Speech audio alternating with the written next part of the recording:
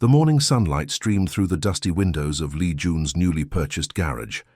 At 37, Lee had finally saved enough to buy his own place after years of working for others. The old building needed work, but it had potential. Today, he was tackling the basement. "I still think we should hire professionals for this," Song Ha said, wiping sweat from his brow. The younger man had been Lee's assistant for 2 years now. "Why pay someone when I can do it myself?" Lee replied, tapping the concrete wall with his hammer. A hollow sound echoed back. "That's odd."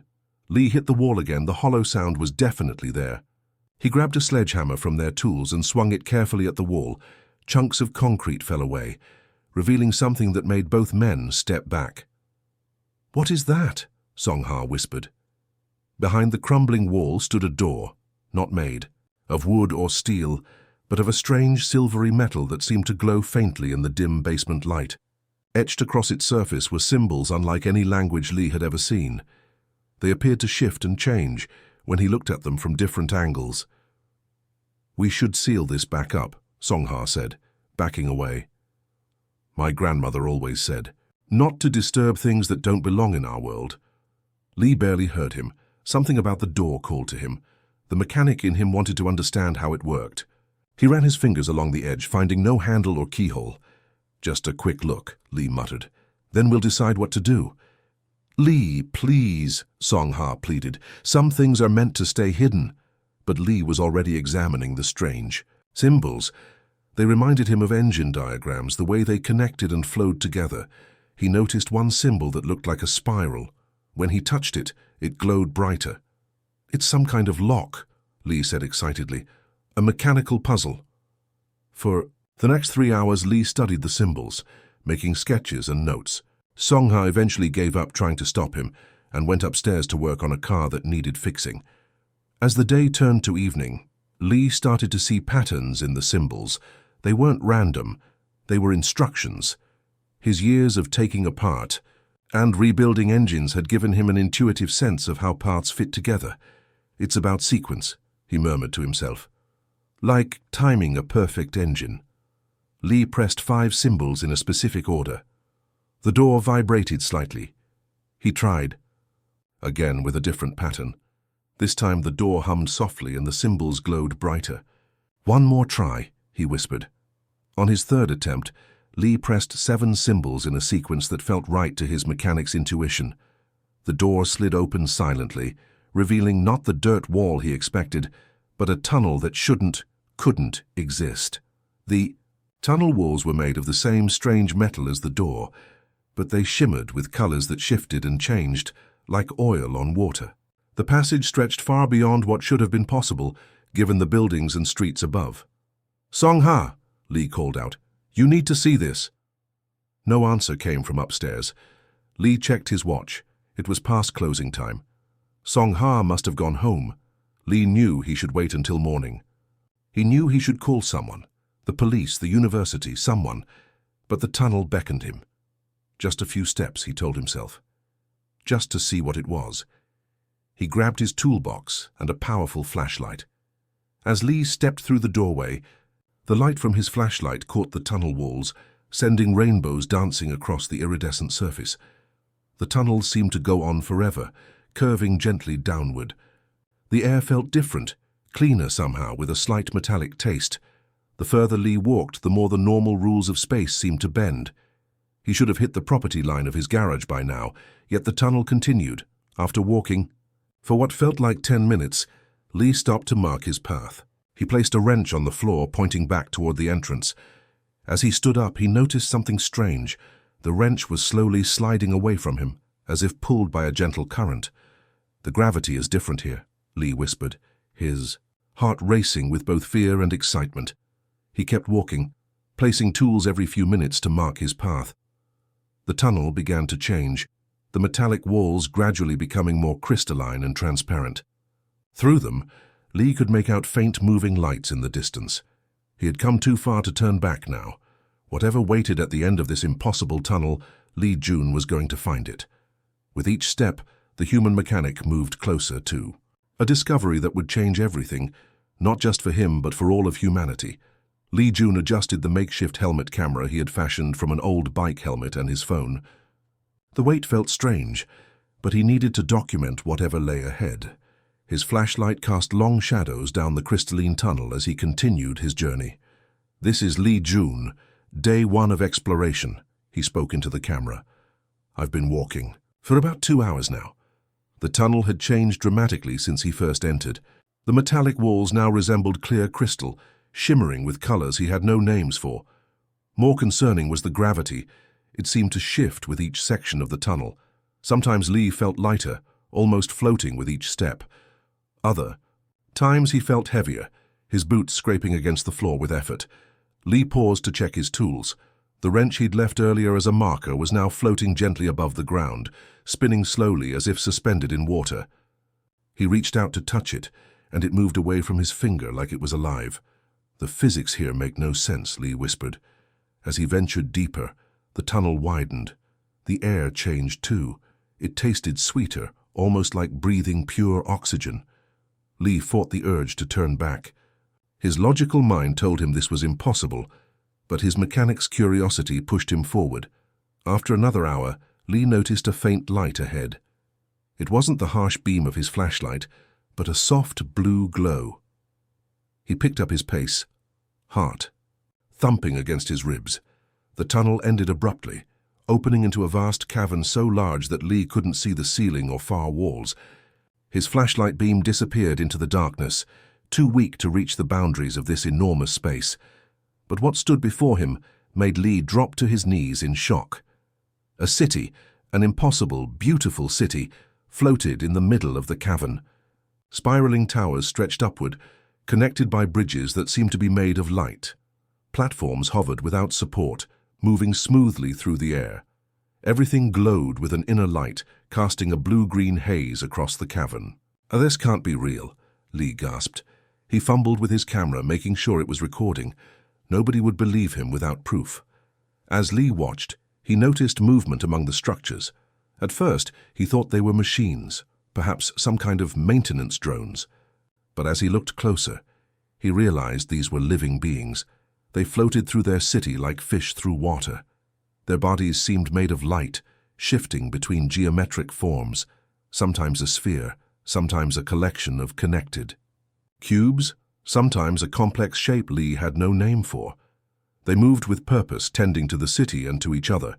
Fear gripped Lee, but something stronger kept him from running. These beings had built something beautiful.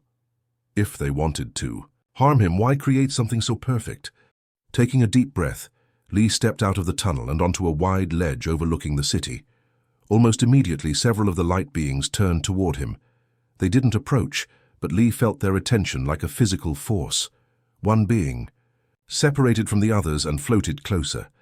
As it approached, it shifted into a simpler form, a glowing humanoid shape with no features except for what might have been a head. It stopped several feet away, hovering just above the ledge. The being emitted a series of pulses, light patterns that flickered across its body in complex sequences.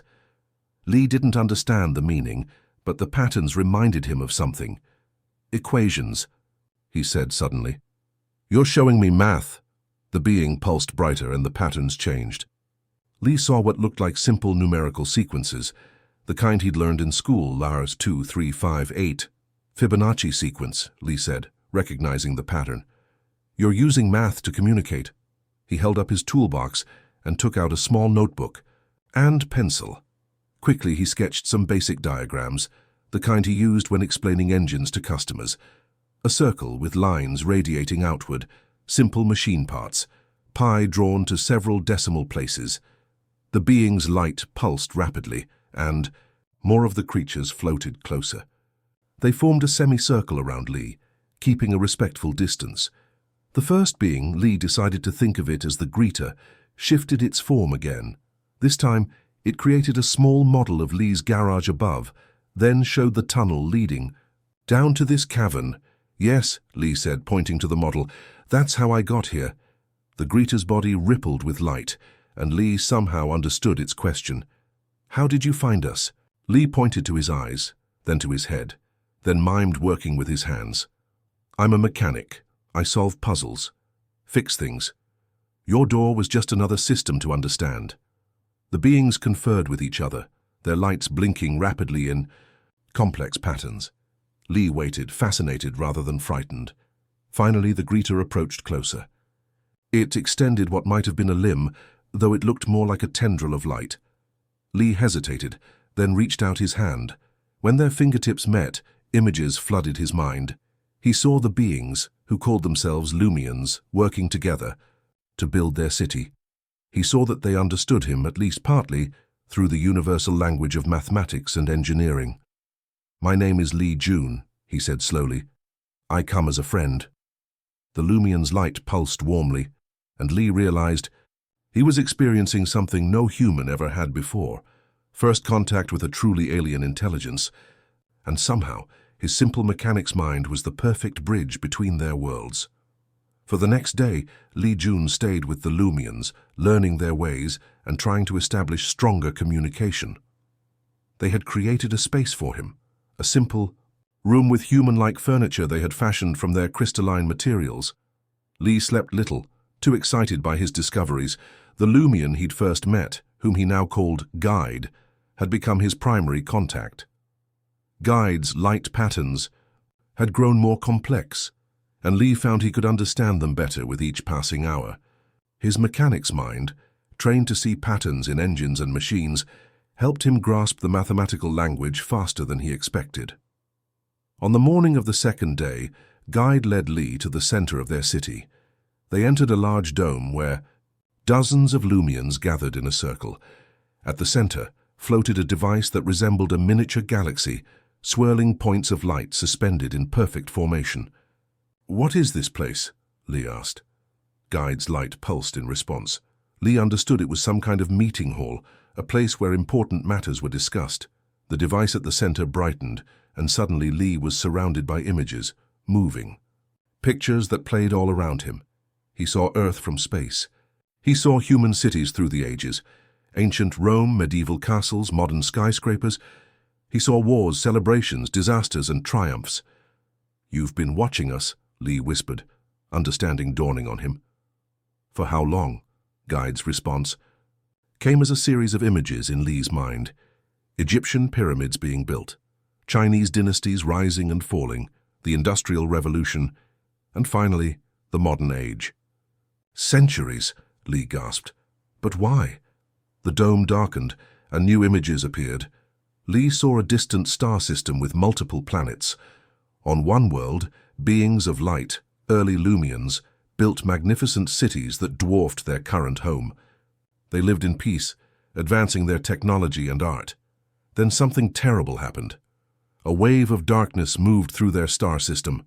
Lee couldn't quite understand what he was seeing. It looked like space itself was breaking apart. The Lumians fought against it with powerful technologies, but they were losing. "You fled," Lee said, understanding their story. "You came to Earth to escape." Guide confirmed this with a sad pulse of light. The images showed a small group of Lumians, traveling through space, eventually finding Earth thousands of years ago. They built their hidden city, Axiom they called it, deep underground where humans wouldn't find them. The tunnels Lee had discovered were part of a network they used to monitor human development. But why hide from us? Why not ask for help? Or offer yours? Lee asked. The answer came in more images, humans fighting each other, destroying environments, building weapons of increasing power. The Lumians had watched humanity's potential for violence grow alongside its technological achievements, and they feared revealing themselves would bring destruction to their final sanctuary. Guide's light dimmed, and a new series of images played. Lee saw the same darkness that had destroyed the Lumians' home system, now at the edge of our solar system. It moved slowly but steadily, a cancer in space itself. "It's coming here," Lee said, his voice barely above a whisper. "The same thing that destroyed your world," Guide confirmed with a solemn pulse. The images showed Earth being consumed by the darkness in less than a century. "Can it be stopped? Do you have technology that could help us?" Lee asked urgently. The Lumians showed him glimpses of their advanced technology, energy systems beyond anything humans had dreamed of, shields that could protect planets, devices that could repair the fabric of space itself. They had been developing these technologies since arriving on Earth, preparing for the darkness they knew would eventually find them again. "Then we need to work together," Lee exclaimed. "We can warn people. Prepare," Guide interrupted with a sharp pulse. The dome filled with more images of human violence, of powerful nations competing for resources, of weapons that could destroy cities. Lee understood their fear. If the Lumians shared their technology with humanity in its current state, it might be weaponized, causing more harm than good. Guide approached Lee and extended a tendril of light. When they touched, Lee felt the weight of a choice being offered to him. The options became clear in his mind. The Lumians could permanently seal all tunnels to the surface, cutting off any possibility of contact with humans, choosing to face the coming darkness alone. Or they could work with Lee, and through him with humanity, sharing their knowledge and technology. But there was a condition. Lee would need to prove that humanity deserved their help, that despite our violent history, we could use their gifts wisely. How? Lee asked simply. How can I prove that? Guide's response wasn't in words or images, but in a feeling, a sense of truth, compassion, and wisdom that transcended language. Lee would need to show the Lumians that these qualities existed in humanity too, in sufficient measure to balance our darker impulses. The weight of this responsibility settled on Lee's shoulders. He was just a mechanic, not a diplomat or world leader. Yet somehow he had become humanity's representative at the most crucial moment in our history. "I'll try," Lee said finally. "I don't know if I can succeed, but I have to try." Lee Jun emerged from the tunnel 3 days after his first descent. The garage felt strange to him now. Too ordinary, too small. Song-Ha was waiting, frantic with worry.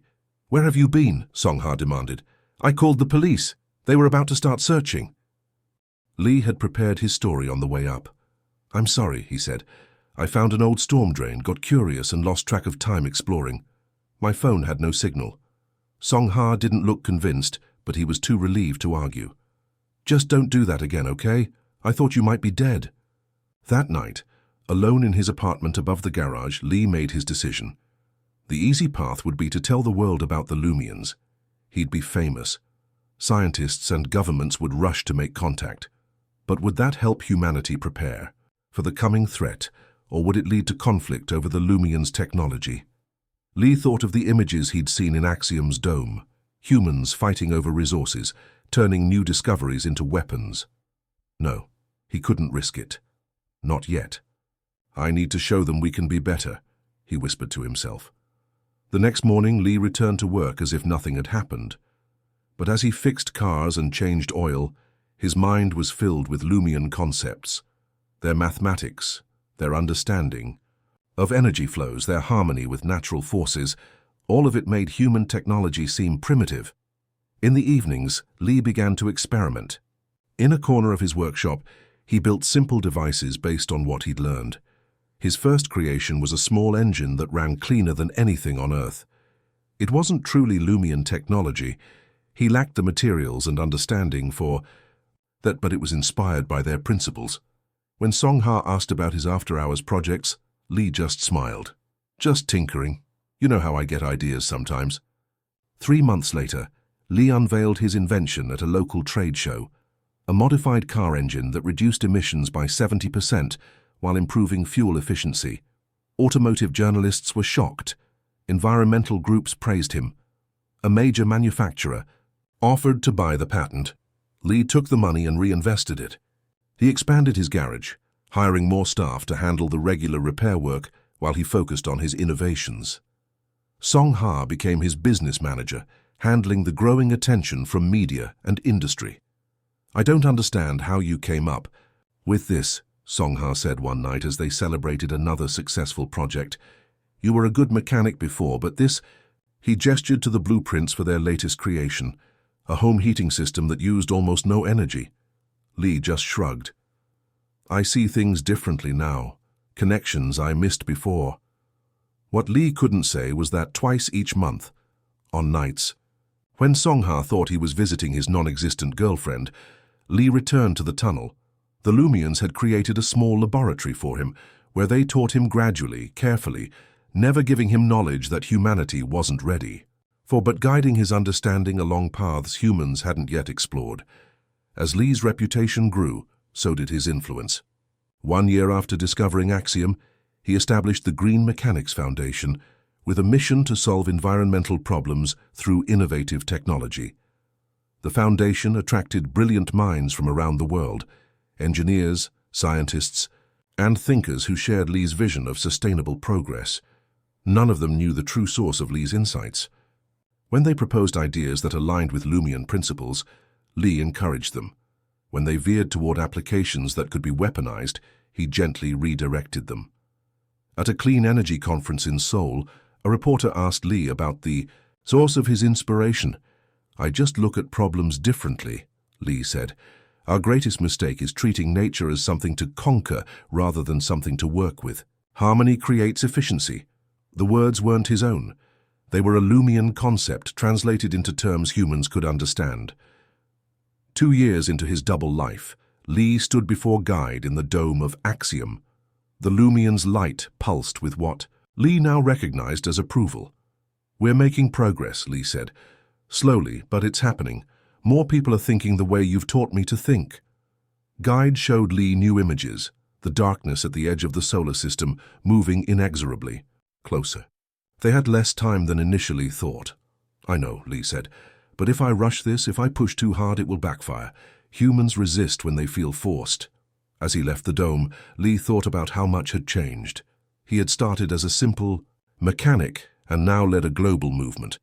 Yet no one knew his most important role: humanity's unofficial ambassador to a civilization that might hold the key to our survival. The secret weighed on him, especially with Song-ha, who had become his closest friend. Sometimes Lee almost told him everything, but each time he held back. The right time would come. Until then, he would continue his careful work, building a bridge between worlds, one small innovation at a time. 3 years after Lee Jun's discovery of Axiom, the world teetered on the edge of disaster. Oil reserves were running critically low. Nations that once cooperated now threatened each other over the remaining energy resources.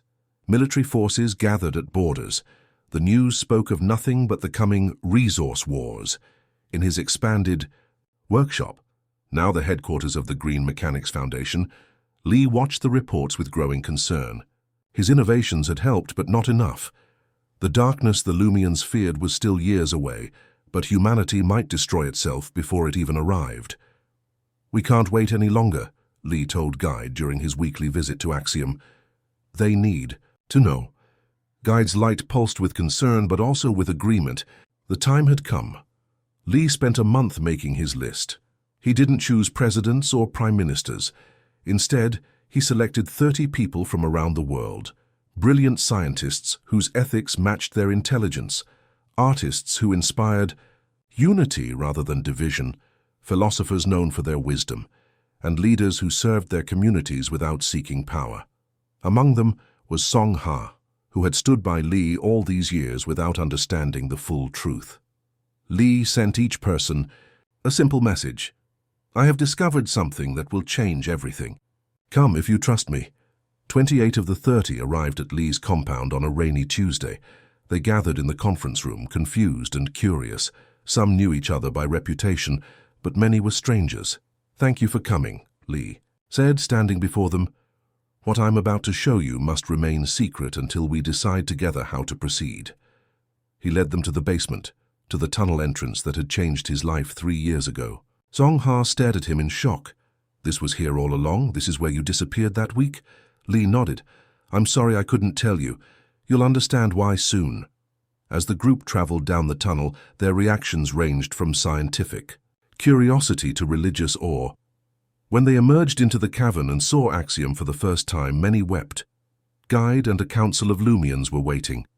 Using the communication methods Lee had helped develop, they shared their story, their escape from destruction, their centuries watching humanity, and the approaching threat. "The darkness will reach Earth in approximately 70 years, Lee translated. "The Lumians have technology that can help us prepare, but they needed to be sure we wouldn't use it to destroy ourselves first. That's why you've been introducing their concepts gradually, said Dr. Kim, a physicist in the group. Your innovations weren't just about solving the energy crisis, they were proving we could handle their knowledge. Yes, Lee admitted, and now I need your help to take the next step. For 3 days the group remained in Axiom, learning, questioning and planning. When they emerged, they had a strategy, a careful, measured approach to revealing the truth to humanity. The revelation, when it came, divided the world as expected. Some religious groups claimed the Lumians were demons. Militaries demanded access to their technology for defense purposes. Conspiracy theorists who had always believed in aliens felt vindicated but spread dangerous misinformation. But many, others embraced the opportunity. Scientists eagerly collaborated with Lumian teachers. Artists created works celebrating the new relationship between species. Ordinary people found hope in knowing Earth was not alone. Lee transformed his original garage into what he called the Bridge, a public center where approved visitors could learn about Lumian culture and technology. The basement tunnel became a closely monitored passageway between worlds. 6 months after the revelation, the first Lumian energy generators were installed in cities facing the worst effects of the crisis. They provided clean, abundant power with no pollution. More importantly, they were designed to require ongoing cooperation between nations. No single country could operate them alone. 1 year later, Lee stood at the tunnel entrance watching as the first group of human scientists returned from extended training in Axiom. Behind him, Song Ha organized the next group's departure. "Did you ever imagine this when you bought this old garage?" Song Ha asked, standing beside his friend. Lee smiled. "Never. I just wanted to fix cars. Instead, you're fixing the world." A Lumian, one of several now comfortable enough to visit. The surface floated nearby, its light pulsing with what Lee had come to recognize as laughter. "Not just me," Lee said. "All of us together." That evening, human and Lumian representatives gathered to announce their most ambitious project yet. A joint effort to develop the shields that would one day protect Earth from the approaching darkness. The technology was beyond human understanding. Alone but with Lumian guidance, it was possible. Lee watched from the back of the room, content to let others take the spotlight. He was still a mechanic at heart, someone who understood how things worked and how to fix what was broken. It turned out that skill applied to more than just engines. Sometimes the most important work wasn't creating something new, but building connections between parts that already existed, a bridge between worlds that once seemed impossibly far apart.